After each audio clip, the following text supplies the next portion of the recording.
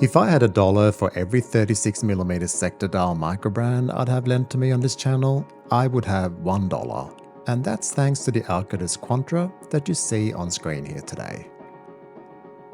It's not my first encounter with Alcadus, however. I had the lovely Dromo to play with quite some time ago, and I liked that very much. In fact, it made it all the way to Buckingham Palace strapped to the wrist of my brother from another mother, Ben, and rumour has it the Queen herself, still alive at that point, offered up Prince Andrew as a swap for the Dromo. Luckily, my friend knew better and held on to it. Either way, here's something far more subtle and dainty, and I'm glad I got to try this one for many reasons.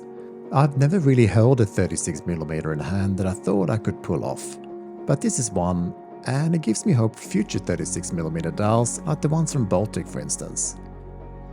We also have a rather interesting movement to cover today, on full display thanks to an open caseback, and that's always fun to stick a macro lens near.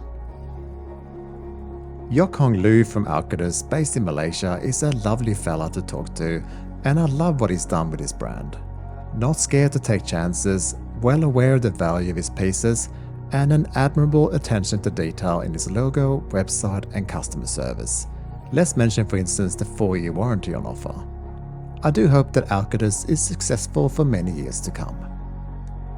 Anyway, this is the fourth and definitely the dressiest watch released to date with some very obvious influences.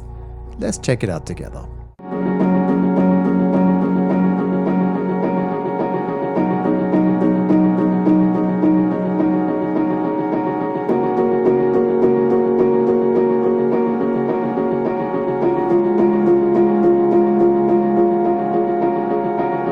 Before we get stuck into the dial properly, let's get the sizes out of the way.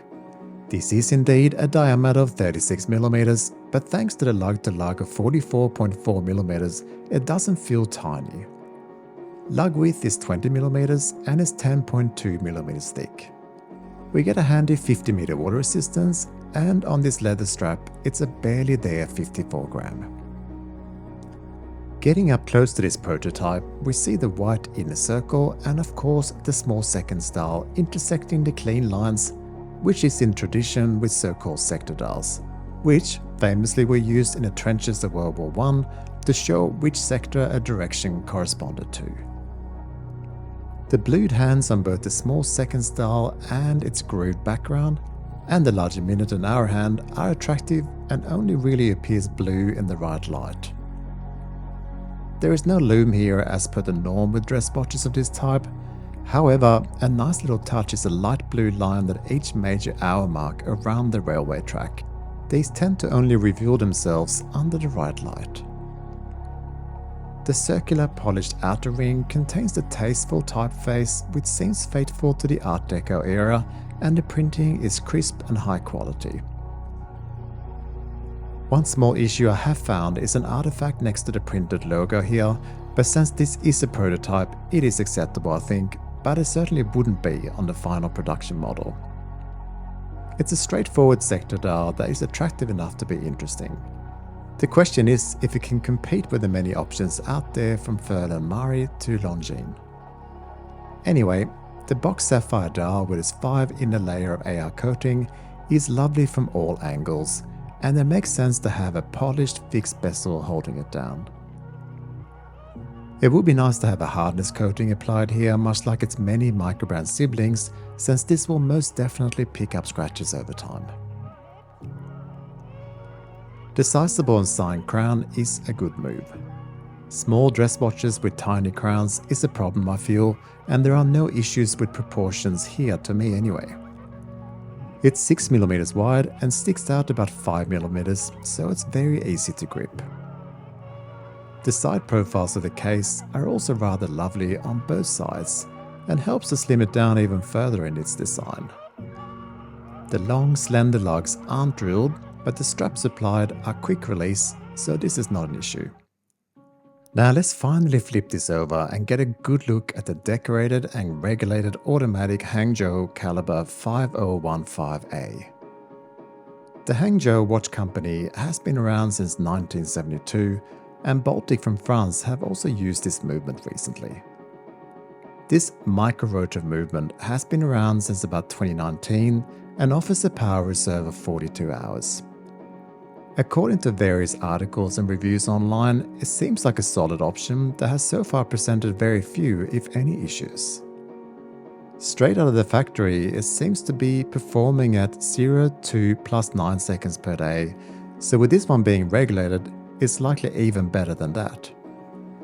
One thing is for sure, it's very easy on the eye, and the large sapphire crystal on the back shows it off perfectly. It is not uncommon out of Switzerland to have ordinary, even dull dials with shockingly beautiful movements in the back, and I can draw parallels to that approach here.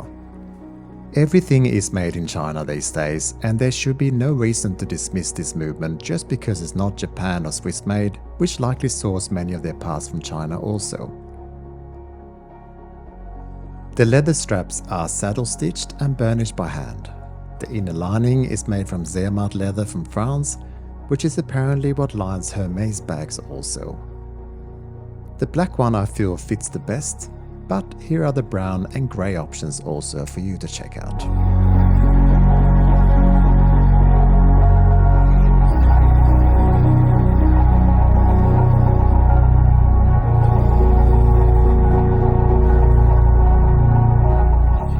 I really like this watch. I think it's gorgeous, surprisingly wearable, and I'm a fan of the brand. The biggest issue it has is the price. $697 makes it almost twice as much as the offerings from Baltic, for instance. However, the early bird offers at $580 is closer to the mark, especially with the amazing offer of getting one complimentary watch case replacement within the 4-year warranty. The Longines Heritage Sector Dial is priced at a comedy $2,150, but can be had for half that on the second-hand market. So next to that, it's a pretty good option to go with this one, especially with the prospect of a pristine case 4 years in. But of course, you have none of the considerable clout that Longines offer.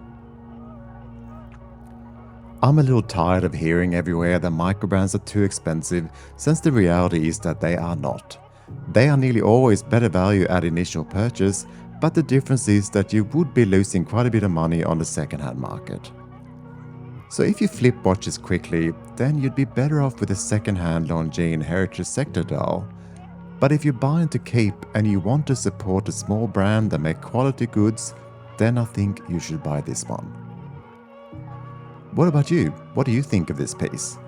It would be nice to hear that you would consider this, but all viewpoints are welcome. Thank you for watching, and I'll catch you next time.